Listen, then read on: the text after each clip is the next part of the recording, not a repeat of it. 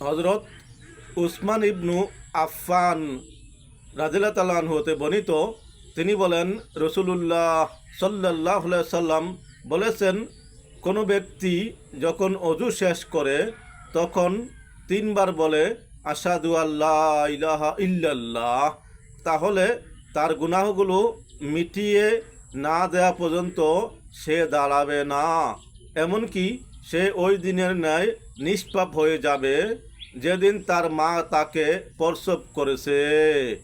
হাদিস আমালুল ইয়াউমি ওয়াল লাইলাতি লিবনিস সুন্নি জামিউল আহাদিস জামউল জাওয়ামি লিসুতি কানজুল উম্মাল।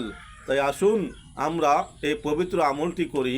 অজু করার শেষে বসা অবস্থায় আশহাদু আল্লা ইলাহা ইল্লাল্লাহ, আশহাদু আল্লা ইলাহা ইল্লাল্লাহ, আশহাদু আল্লা ইলাহা ইল্লাল্লাহ তিনবার পাঠ করি, নিষ্পাপ হয়ে দাঁড়িয়ে যাই। উপকার মনে হলে সাবস্ক্রাইব, শেয়ার ও লাইক করার আহ্বান।